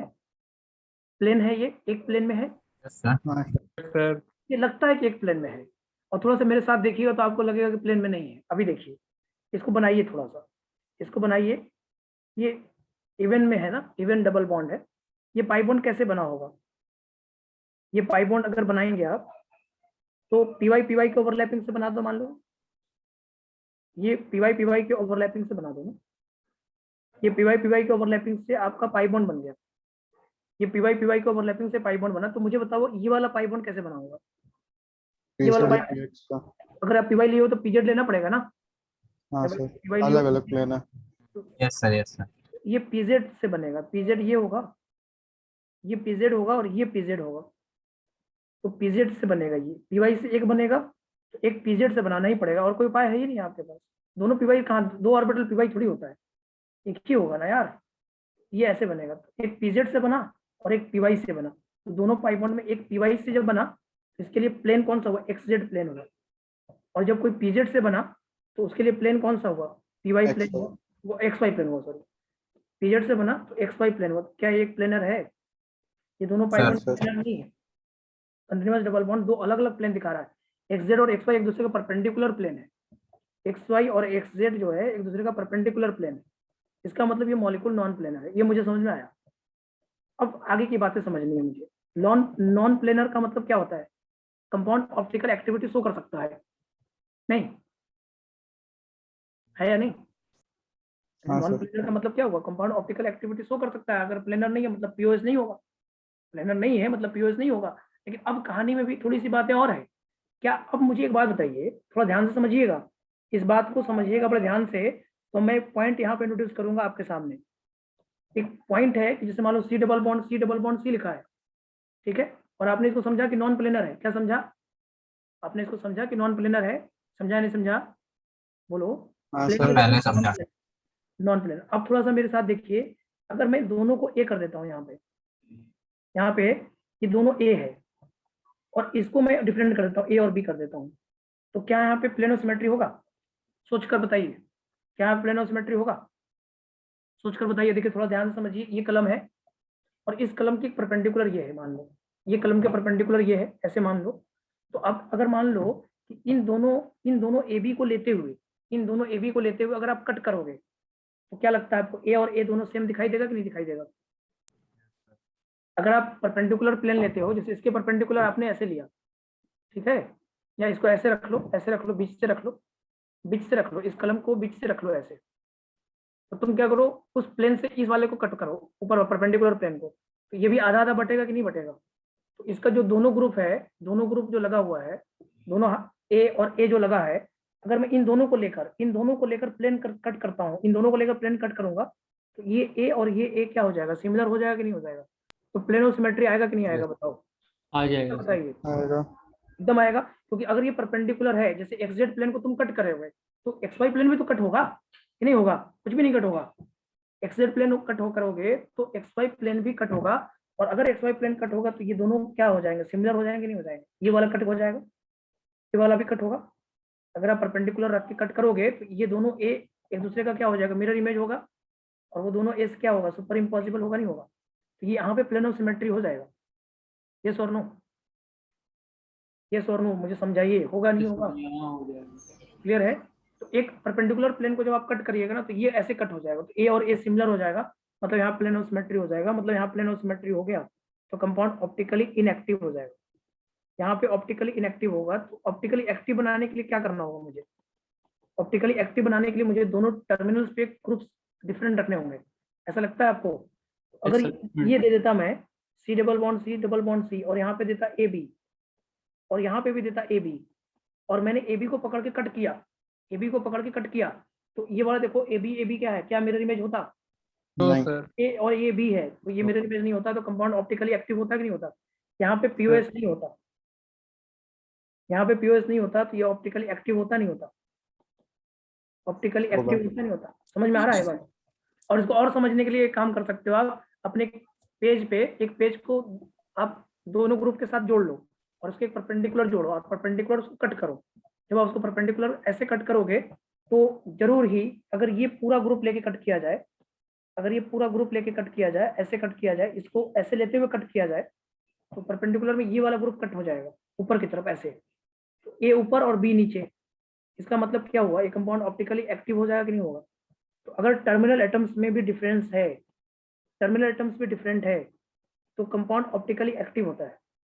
मतलब पाई इवन नंबर में है, क्या है, पाई इवन नंबर में। स्लाइस कट नहीं कर सकते आप, ध्यान रखिएगा। कोई बच्चा सोच रहा हो स्लाइस कट कर देते हैं, ये भी सोच रहे होंगे बच्चे, हम नहीं हो जानते हैं। पाएगा सर, हाँ, अलग अलग तो प्लेन है में ना, ना। हाँ अलग अलग प्लेन में स्लाइस कट नहीं कर सकते आप, तो आप परपेंडिकुलर प्लेन को काटिए, जो प्लेन है ना उसी प्लेन को काटिए। जब आप उस प्लेन को काटिएगा ना तो ये वाला भी कट होगा, तो ये ऐसे कट होगा, देखिए ऐसे कट होगा, ये ऐसे कट होगा, ये ऊपर और बी नीचे, क्या वो दोनों एक दूसरे का मिरर इमेज होगा, नहीं होगा ना। तो यहाँ पे प्लेन ऑफ सिमेट्री होगा। तो मतलब मैं समझा क्या कि अगर allene even number of pi bond है और साथ में टर्मिनल एटम्स पे जो ग्रुप्स लगे हैं वो डिफरेंट हैं, तो हम क्या बोलेंगे, कंपाउंड इज ऑप्टिकली एक्टिव, बोलेंगे नहीं बोलेंगे, समझ में यस आया। सर। Yes sir. तो ये बात एकदम क्लियर हुआ नहीं हुआ, बताओ। हाँ अगर एकदम क्लियर, एकदम क्लियर। तो यहाँ पे आप ये बोलोगे स्लाइस कट तो कभी सोच ही नहीं सकते। कोई बच्चा सोचे स्लाइस कट के लिए प्लेन में होना चाहिए, और प्लेन में नहीं है ये। और जब प्लेन में नहीं है तो परपेंडिकुलर प्लेन को कट करिए, परपेंडिकुलर प्लेन को कट करिएगा तो ए और बी एक दूसरे का मिरर इमेज नहीं आ रहा है। मैंने समझा, मैंने सीखा कि allene with even number of pi bond, allene with even number of pi bond, allene with even number of pi bond and different atoms or group, different atoms or group and different atoms or groups at terminal position, terminal carbons, alien with even number of pi bond and different atom or group at terminal position, then they always show optical isomerism. They always show optical isomerism. It means compound is optically active. It means compound is always optically active. ये ध्यान रखने वाली बात है भाई। It means compound is always optically active. ये बात समझ में आ रहा है क्या? क्या ये बात सही बच्चों को समझ में आ रहा है? हाँ sir. So alien with even number of pi bond and different atom or group at terminal position, then they always show optical isomerism. It means compound is always optically active. ऐसा कंपाउंड हमेशा optically active होता है बेटा, हमेशा optically active होता है। जैसे अगर मैं बोलूं ऐसे लिखा रहता है, कहीं कहीं पे आप देखोगे ऐसे लिखा रहेगा, एक ऐसे करके लिखा रहेगा CH3 लिखा रहेगा, और यहाँ पे H लिखा रहेगा, ऐसे करके लिखा रहेगा, ये देखो। फिर यहाँ पे ऐसे लिखा रहेगा, ये CH3 लिखा रहेगा, ये H लिखा रहेगा। आपको एक समय तो ऐसा लगेगा कि ये कंपाउंड में POS है, एक समय आपको ऐसा लगेगा, आप कंफ्यूज होइएगा थोड़ा सा तो गड़बड़ा जाइएगा। यहाँ पे देखिए, यहाँ पे POS नहीं है बेटा, यहाँ पे POS नहीं है, क्योंकि दोनों एक दूसरे का परपेंडिकुलर प्लेन है, दोनों मॉलिक्यूल नॉन प्लेनर है, और यहाँ पे CH3 और यहाँ पे H डिफरेंट है, इसलिए ये कंपाउंड ऑप्टिकली एक्टिव होगा, मॉलिक्यूल कायरल होगा, ऑप्टिकली एक्टिव होगा, मॉलिक्यूल कायरल होगा। ये इनांसियोमर्स शो करेगा, ये क्या शो करेगा, इनांसियोमर्स शो करेगा। बात समझ में आ रहा है? This compound is optically active, yes और नो? Yes sir. समझ में आ रहा है बात? जैसे ये एग्जांपल हो गया, जैसे कुछ अब एग्जांपल ऐसे घुमा के देगा, बोलेगा लो भैया इसको बताओ ये क्या है, C डबल बॉन्ड C ऐसे लिख देगा। फिर यहाँ लिख देगा कि ठीक है ये लिखो CH3 है, इधर H है, इधर आपका ET है और इधर ME है। बताओ ये कंपाउंड कैसा होगा, ऑप्टिकली एक्टिव होगा या नहीं? तो क्या बोलोगे? ये even number of pi bond है और टर्मिनल पोजीशंस पे ग्रुप्स जो लगे हैं वो डिफरेंट दिख रहे हैं, तो ये कंपाउंड में POS कभी नहीं होगा, POS कभी नहीं होगा, कंपाउंड ऑप्टिकली एक्टिव होगा। कुछ समय के लिए बच्चों को ये भी लग सकता है COS है, कुछ समय के लिए बच्चों को ये भी लग सकता है COS है, ये तो नहीं है, यहाँ पे लग सकता है, यहाँ पे भी नहीं है, हाइड्रोजन भी नहीं है, और प्लस में प्लेनर नहीं है ना, तो COS हो ही नहीं सकता। COS भी तो प्लेनर में होगा ना, बिना प्लेन में थोड़ी हो जाएगा, एक परपेंडिकुलर प्लेन में COS कहाँ से देखोगे? तो COS का कोई कंसेप्ट रहा नहीं। तो अगर कहीं पे भी एलिन है और वो even number of pi bond दिखा रहा है और उसके साथ टर्मिनल पोजीशन पे ग्रुप डिफरेंट दिख रहे हैं, तो कंपाउंड हमेशा ऑप्टिकली एक्टिव होता है। इस बात को ध्यान रखो, याद रहेगा। Yes sir. याद हो क्या? चलिए केस नंबर 2 देखिए, केस नंबर 2 की बात करने जा रहे हैं बेटा। केस नंबर 2 में क्या लेंगे हम? इसमें किसी को कोई डाउट है? बोलो, समझ जाओगे नहीं समझ जाओगे? क्लियर है सर, क्लियर है। हाँ, चलो एक एक नेक्स्ट लिखते हैं। नेक्स्ट लिखो। एक सेकंड रुकना बेटा, थोड़ा सा रुक जाना, तो पेंसिल डिस्चार्ज हो गया है। यहाँ तक आप लिख लो पहले, ऑप्टिकली एक्टिव और ऑप्टिकली इनएक्टिव कंसेप्ट क्या है। तो एलिन अगर even number of pi bond दिखा रहा है और उसके टर्मिनल पोजीशन डिफरेंट दिख रहे हैं तो हमेशा ऑप्टिकली क्या होगा? एक्टिव होगा। हमेशा वो ऑप्टिकली क्या होगा? एक्टिव होगा। ये बात जरूर ध्यान रखिए। नेक्स्ट देखिए, दूसरा केस है allene with odd number of pi bond. Allene with odd number of pi bond पे डिस्कस करने जा रहे हैं बेटा हम। Allene with odd number of pi bond पे डिस्कशन है हमारा। किस पे डिस्कशन है? Allene with odd number of pi bond. थोड़ा सा देखिएगा, समझिएगा। ऑड नंबर का मतलब ये होता है carbon double bond carbon double bond carbon और डबल बॉन्ड कार्बन, ऐसा होता है। इसको बोलते हैं odd number. Allene with odd number of pi bond. अब आप देखिए, अगर मैं इसका ऑर्बिटल से देखूं, ऑर्बिटल से देखा जाए तो ध्यान से देखना बेटा। ये वाला अगर मान लो पी वाई है, ये पी वाई है, ये कौन सा है? P Y. और अगर ये पी वाई है तो इधर वाला कौन सा लेंगे? पीजेड ले लेते हैं। ये वाला पीजेड हो गया। बोलो बेटा, ये पीजेड हो गया। तो अगर पीजेड लिए तो इसको फिर से क्या ले लो? पी वाई ले लो। पी वाई करा दो। लास्ट वाला क्या करा दो? P Y. लास्ट वाला करा दो पी वाई। तो पी वाई और पीजेड। तो पी वाई के ओवरलैपिंग से प्लेन कौन सा बनेगा? एक्सजेड। और लास्ट में पी वाई ही हो गया है, एक्सजेड हो गया। ये मॉलिक्यूल कैसा हो गया? प्लेनर है या नहीं? ये मॉलिक्यूल कैसा हो गया? प्लेनर हो गया। बात समझ में आ रहा है क्या? ये मॉलिक्यूल कैसा हो गया? प्लेनर हो गया। नहीं, देखो पाई बॉन्ड बनाने के लिए हमने दो ऑर्बिटल रखा है, एक पी वाई और एक पीजेड। तो पहले वाला पी वाई से कराए, तो फिर पीजेड से दूसरे वाले को करा दिए, फिर लास्ट में क्या बच गया? पी वाई ही बच गया। तो दोनों प्लेन एक्सजेड प्लेन है या नहीं? बताओ, दोनों प्लेन एक्सजेड प्लेन मतलब है। पीआई से दोनों करवाए हैं ना सर, मतलब यहाँ भी ये यहाँ पी वाई करवा दिए, यहाँ पीजेड करवा हाँ। दिए, यहाँ पी वाई करवा दिए। नहीं लग रहा है आपको? हाँ सर, समझ पहले में पी वाई करवा दिए, दूसरे में पीजेड करवा दिए, और फिर तीसरे में पी वाई करवा दिए। तो लेटरल ओवरलैपिंग से ही पाई बॉन्ड बनता है, हम जानते हैं। इसका मतलब एक्सजेड प्लेन और एक्सजेड प्लेन दोनों आ गया। देखो इधर वाला भी एक्सजेड प्लेन है, उधर वाला भी एक्सजेड प्लेन है। मतलब ऐसा हुआ, देखो एक एक्सजेड था, एक ऐसे था, एक ऐसे था, मतलब एक ऐसे था और इसके ऊपर एक परपेंडिकुलर था, फिर यही हो गया। नहीं लग रहा है ऐसे आपको? तो ये ऐसे है, तो एक इसके ऊपर आया और फिर से ऐसे मोबाइल आ गया, ऐसे दिस दिस दिस दिस, ऐसा लग रहा है? तो वो बीच में प्लेन चेंज हो रहा है ना? बीच में चेंज हुआ है, बीच में Yes, sir. परपेंडिकुलर है। तो फर्स्ट सेकंड एंड थर्ड, तो लास्ट वाला ही देखते हैं ना हम लोग, फर्स्ट और लास्ट देखते हैं, सेकंड वाले से क्या लेना देना आपको? तो पहले एक X Y plane XZ plane, दूसरे वाला एक्स वाई प्लेन।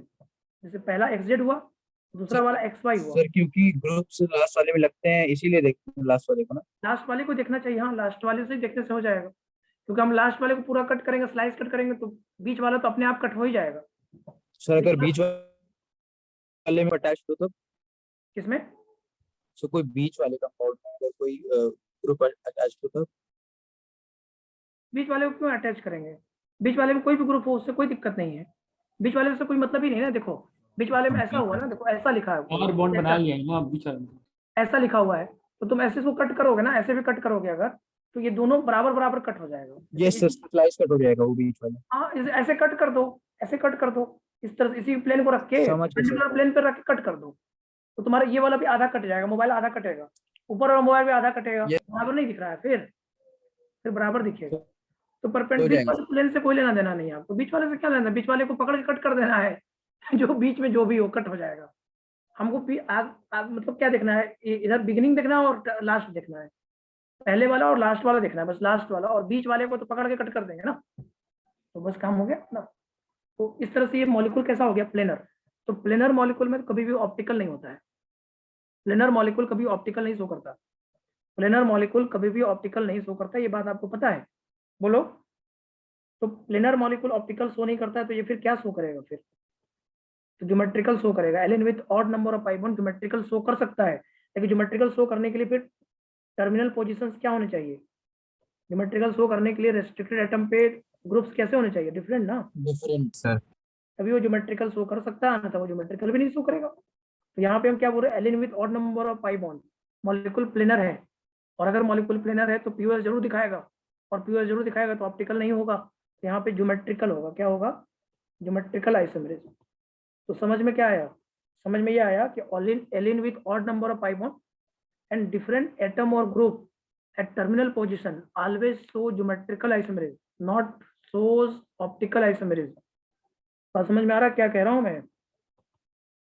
तो यहां ध्यान रखने वाली बात, allene with odd number of pi bond, allene with odd number of pi bond and different atom or group at terminal position always shows geometrical isomerism। GI का मतलब geometrical isomerism, याद रहेगा। अगर odd number of pi bond तो optical नहीं show करता है। क्यों नहीं शो करता है? क्योंकि वो प्लेनर होता है, और प्लेनर मॉलिक्यूल में हमेशा पीओएस दिखाई देगा। अरे देखो, इसमें ऐसा हुआ है, ये ऐसे मोबाइल है, ऐसे नीचे है, और एक ऐसा ही मोबाइल है, तो इसको कट करने के हिसाब से हम स्लाइस कट भी करेंगे, तो इसको पूरा कट करेंगे तो ये भी कट हो जाएगा। अगर हम स्लाइस कट भी करने जाएंगे ना, तो ये भी कट हो ही जाएगा। ये बीच वाला प्लेन, बीच वाला अपने आप पूरा कट होगा, ये भी ठीक है। तो बीच वाला भी बराबर बराबर कट हो ही जाएगा, बीच वाला बराबर बराबर कट हो जाएगा। तो उसकी बेसिस पे, तो क्योंकि दो ही ग्रुप लगा होगा ना, बीच में ग्रुप कहाँ लगा होगा यार? सबसे बड़ी बात तो यहाँ पे बहुत अच्छी बात है, बीच में तो ग्रुप ही नहीं लगा होगा यार। Yes sir.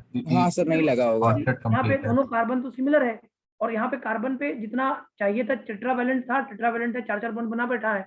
नहीं लग पाएगा सर। इसको तो कुछ होना ही नहीं है यार, इसमें ग्रुप भी नहीं है। ग्रुप भी लग रहा, थोड़ा सा सोचना पड़ सकता था, इसमें तो ग्रुप भी नहीं लगा है।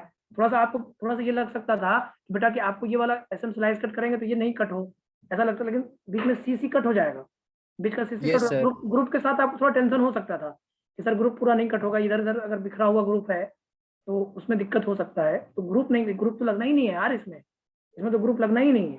तो स्लाइस कट करने में भाई ये कार्बन निकल लेगा, कार्बन भी कट हो जाएगा, है या नहीं? अगर हम स्लाइस कट करेंगे तो ये कार्बन पे भी कुछ तो इफेक्ट आएगा ही, कटेगा ही कटेगा, और इस बेसिस पे ये हमेशा प्लेन ऑफ सिमेट्री दिखाएगा। तो अगर एलिन ऑड नंबर में है, अगर एलिन ऑड नंबर में है और उसके टर्मिनल पोजीशंस पे ग्रुप्स डिफरेंट हैं, तो हमेशा वो ज्योमेट्रिकल शो करता है। इसको ध्यान रखो, दो बातें एकदम ध्यान रखिए, और उसी से आप क्वेश्चन बनाइए। जैसे मैं आपको एग्जांपल दे रहा हूँ, मुझे उसका जज करके बताइए आंसर क्या क्या होगा। पहला एग्जांपल दिया मैंने, ये C डबल बॉन्ड C, यहाँ पे लिखा है CH3H, और यहाँ लिखा है HH। ओके, अगला दिया मैंने C double bond C double bond C double bond C, यहाँ लिखा मैंने CH3H, और यहाँ मैंने लिखा क्लोरीन, और इधर लिखा ब्रोमीन। बताते जाइएगा बस क्या शो करेगा। कार्बन डबल बॉन्ड कार्बन लिखा इधर मैंने, इधर लिखा दोनों क्लोरीन है, और इधर ब्रोमीन, और इधर आयोडीन लिखा। फिर मैंने एक एग्जांपल लिखा, कार्बन डबल बॉन्ड कार्बन, और मैंने यहाँ पे लिख दिया, मैंने यहाँ पे बेंजीन रिंग लगाया, ऐसे बेंजीन रिंग लगाया, और यहाँ पे मैंने क्लोरीन लगाया, और फिर मैंने इसी में एक ऐसा बनाया, ऐसे ऐसे ऐसे ऐसे ऐसे ऐसे ऐसे बनाया, और मैंने यहाँ पे क्लोरीन लगाया ऐसे, ठीक है। फिर मैंने इसमें दिया आपको, ये बेंजीन रिंग है, और यहाँ पे मैंने क्लोरीन लगा दिया,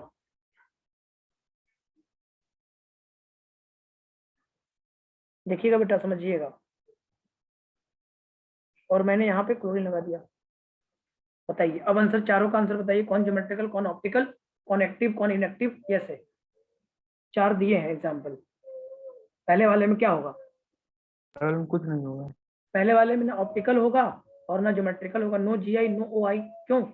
ऑप्टिकल एक्टिव तो नहीं है ये, ऑप्टिकल हो नहीं पाएगा, सेम ग्रुप है ना। सेम है, हाँ, और दोनों टर्मिनल टर्म सेम है। समझ में आ गया ये बात?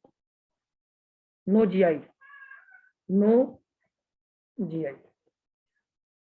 ऑड नंबर में तो कभी भी OI होता ही नहीं है, तो सोचना क्या है, फालतू है। फिर यहाँ पे ऑड नंबर में है क्लोरीन, ब्रोमीन, GI सर, और यहाँ पे हाँ डिफरेंट, तो ये सिस ट्रांस में जाएगा, में जीआई होगा, जीआई होगा। जरूर ध्यान रखिएगा बेटा, ब्रोमीन, आयोडीन, क्लोरीन, क्लोरीन ये ऑड नंबर में है, इवन नंबर में है, और दोनों क्लोरीन आइडेंटिकल हो गया, तो पीओएस वाई वाई तो पीओएस होगा, इसका मतलब ऑप्टिकली इनएक्टिव होगा, एक्टिव एक्टिव है। ऑप्टिकली इनएक्टिव होगा। इसमें बताओ तो लास्ट वाले में ये ऑड नंबर में है, ज्योमेट्रिकल शो करेगा? कुछ नहीं करेगा सर दूसरे करेगा, तरफ कुछ नहीं सेम ग्रुप आ जा रहा है। सेम ग्रुप आ जाए बगल वाला। ये वाला तो ठीक है, ये वाला ग्रुप डिफरेंट है, क्योंकि एक पे 2 पे क्लोरो है और इसमें 3 पे क्लोरो है, 1 2 3 नहीं, 1 2 3 4 या 1 2 3 4 पे है, और इधर क्या है 1 2 पे है, 2 पे क्लोरो है, ये तो डिफरेंट है, बट यहाँ पे सेम हो गया। देखो ये 1 2 ये 1 2, इसका मतलब ये दोनों सेम है, ये वाला दोनों आइडेंटिकल है, ये देखो दोनों आइडेंटिकल है ना, ये वाला दोनों आइडेंटिकल है, चेक कर लो आप, ये दोनों आइडेंटिकल है, इसलिए नो जीआई, तो ज्योमेट्रिकल आइसोमेरिज्म नहीं होगा। समझ में आया कहाँ पे ज्योमेट्रिकल और कहाँ पे ऑप्टिकल? एलिन वाला क्वेश्चन बना दोगे? Yes sir. एलिन वाला क्वेश्चन बन जाएगा या नहीं बन जाएगा? बन जाएगा ना। तो नेक्स्ट लिखिए स्पाइरेन, स्पाइरेन वाला भी क्वेश्चन समझ लीजिए एक बार। एलिन सर हाँ ये बोलिए। एलीन सर मतलब मल्टीपल बॉन्ड हम सिर्फ कार्बन के लिए देखेंगे, मतलब सिर्फ कार्बन के लिए होता है क्या? एलिन मतलब कार्बन, एलिन मतलब कार्बन, एलिन ठीक, मतलब कार्बन होता है, कंटिन्यूअस कार्बन के डबल बॉन्ड होते हैं। एलिन नाम, एलिन मतलब एल्केन जैसा लगता है ना, एल्केन, एल्कीन, एल्काइन वाला नाम, अल्क वाला जब नाम होता है ना, अल अ से शुरू जो नाम है ना वो सब कार्बन वाला है, नहीं ए से नाम ठीक शुरू सर, होता है। इसके बेसिस पे एलिन मतलब कार्बन का डबल बॉन्ड। इसके बाद स्पाइरेन, इसके बाद आता है दूसरा नंबर स्पाइरेन। स्पाइरेन क्या होता है? स्पाइरो कंपाउंड पढ़ा हुआ है आपका, उसी से स्पाइरेन बना है, उसी स्पाइरो कंपाउंड से स्पाइरेन शब्द आता है। स्पाइरेन किसको बोलते हैं? तो यहाँ पे spirane those compound which have continuous ring with common carbon, common carbon जब होगा ना तो स्पाइरो बोलते हैं। याद आ रहा है क्या? Yes sir. तो those compound which have continuous ring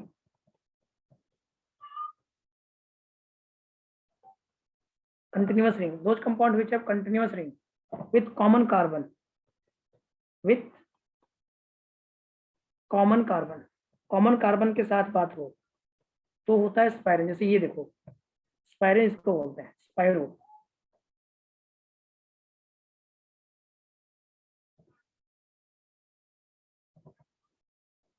इस तरह क्वेश्चन भी आपके मॉडल में खूब मिलेगा। ये इस पर स्पाइरो बोलते हैं, स्पाइरेन। स्पाइरेन एक प्लुरल वर्ड है, स्पाइरो का मतलब 2 के बीच में होता है ना, तो स्पाइरेन हो गया, तो उसी को बढ़ाते चलो तो स्पाइरेन बोलते हैं उसको, ओके। और स्पाइरेन का केस एलिन के केस जैसा ही होता है। स्पाइरेन एक रिंग मतलब एक स्पाइरेन का केस और एलिन का केस सेम आप ले सकते हो, सेम एज इट इज होता है वो। जैसे हमने बोले थे allene with even number of pi bond, तो यहाँ पे बोलेंगे spirane with even number of ring always so optical, लेकिन उसके साथ ग्रुप्स कैसे होने चाहिए? डिफरेंट। वही वाला सेम कंसेप्ट बनेगा यहाँ पे भी, वही वाला सेम कंसेप्ट यहाँ पे भी बनेगा, ठीक है। तो सेम कंसेप्ट पे ले चलते हैं आपको, और क्या डायरेक्ट पॉइंट पे ले आते हैं, ज़्यादा मेहनत नहीं करेंगे यहाँ पे, ज़्यादा मेहनत करके कोई फायदा है नहीं। Yes sir. Spirane, spirane with even number of ring, even number of ring and different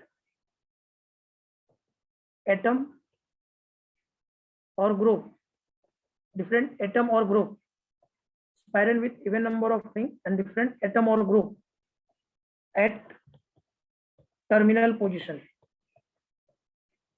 terminal position always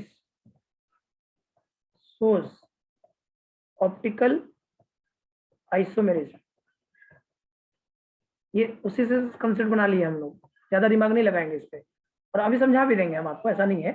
Spiral with even number of ring and different atom or group at terminal position always shows optical isomerism and compound is always optically active, and compound is always optically active। ये बात ध्यान रखने वाली बात। स्पाइरेन अगर even में है तो आपको यही काम करना होता है, जो समझ में भी आ जाता है, ऐसा कोई बहुत दिक्कत नहीं है कि नहीं समझ में नहीं आएगा सर क्या है कैसे है, समझाइए थोड़ा। तो देखो ऐसे है, ये देखो ऐसे है, तो ये वाला जो स्पाइरन है ना, ये वाला देखो दोनों एक प्लेन में नहीं होगा, ये वाला अगर एक एक्स वाई प्लेन में होगा ना, तो ये इसके परपेंडिकुलर दिखाई देगा, और अंदर की तरफ उसको उल्टा कर दो, घुमा दो। जैसे ये स्पाइरन ऐसे है, तो स्पाइरन एक पे होगा, एक ऐसे उल्टा रहेगा आपका, मतलब ये अंदर की तरफ हो जाएगा, ऐसे घुमा दो इसको। तो घुमाओगे कैसे, इसको आप वेज डैश लाइन बना दो, वेज लाइन से बना दो, एक इसको अंदर की तरफ दिखाओ तो वेज लाइन, और बाहर की तरफ दिखाओ, नहीं अंदर की तरफ दिखाओ तो डैश लाइन, और बाहर की तरफ दिखाओ तो वेज लाइन, उल्टा कर दो, मतलब इसको क्या करो, इसको उल्टा कर दो। समझ में आ रहा है बात क्या कह रहा हूँ मैं? अरे भाई मैं ये कह रहा हूँ, समझो थोड़ा सा, मैं ये कह रहा हूँ कि इसको ऐसे बना दो, इसको अगर डैश लाइन से बना दो ऐसे, इसको क्या करो डैश लाइन से बना दो, इसको वेज लाइन से बना दो, इसको क्या करो वेज लाइन से बना दो, ऐसे थोड़ा सा डार्क कर दो इसको, वेज लाइन हो जाएगा ये। ओके, तो ये दोनों एक दूसरे के परपेंडिकुलर दिखने लगेंगे, जैसे एलिन था ना उससे स्पाइरन हो जाएगा। हाँ सर हो जाएगा। तो ये अंदर से घुमा दो इसको, मतलब उल्टा ऐसे कर दो, जैसे ये ऐसे है इसको ऐसे कर दो ऐसे, ठीक है, उल्टा कर दोगे तो इवन इवन में क्या होगा, दोनों एक परपेंडिकुलर दिखने लगेगा। तो इसको क्या करो, इसको रंग दो थोड़ा सा, ये डैश ये वेज लाइन हो जाएगी ये ऐसे। उसके बाद यहाँ पे ग्रुप लगा दो, अगर ए और बी लगा दिए, और यहाँ पे भी ए और बी लगा दिए, और ए नॉट इक्वल टू बी यहाँ पे भी है, और ए नॉट इक्वल टू बी यहाँ पे भी है, तो ये क्या शो करेगा, ऑप्टिकल एक्टिव होगा। बात समझ में आ रहा है? ये क्या होगा, ऑप्टिकली आ रहा है सर। क्लियर है सबको? तो अगर ऑड नंबर में होगा तो ऑप्टिकली एक्टिव होगा, अगर ग्रुप डिफरेंट है तो वही सेम केस स्पाइरन और तो इवन है ना। हाँ, तो इवन वाला में ऑप्टिकली एक्टिव और ऑड वाले में ज्योमेट्रिकल, ऑड वाले में ज्योमेट्रिकल, ठीक। ऑड वाले में लिख लो फिर spirane with odd number of ring,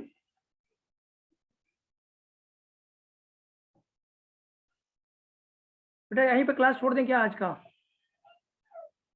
Aryan खत्म कर दीजिए। ये स्पाइरन तक लिख लेना तुम लोग, ये पॉइंट लिख लेना, मैं पॉइंट लिख के भेज दूंगा तुमको। बच्चे थोड़ा उठ गए हैं हमारे, दोनों रो रहे हैं। ठीक है सर, ठीक है ठीक है ठीक है सर, ठीक, कोई बात नहीं, ठीक है लिख लेंगे, पॉइंट लिख ठीक है लेंगे, सर। सेम पॉइंट लिख लेंगे सर। ओके लिख लो इसको। हाँ सर, ठीक है सर, ठीक है।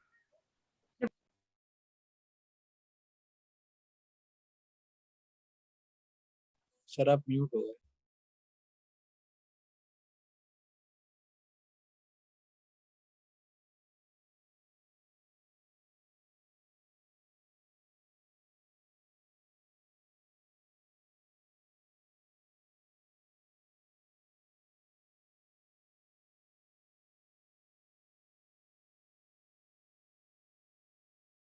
हैं अभी हम आपको लिख के, ठीक है, होमवर्क लिख के हम खुद ही भेज देंगे इसमें, ठीक और है वो सर। पॉइंट भी लिख के भेज देंगे, और 2 एग्जांपल भी कर देंगे, एक बार आप देख लेना। ओके ठीक है नेक्स्ट क्लास में। Thank you sir.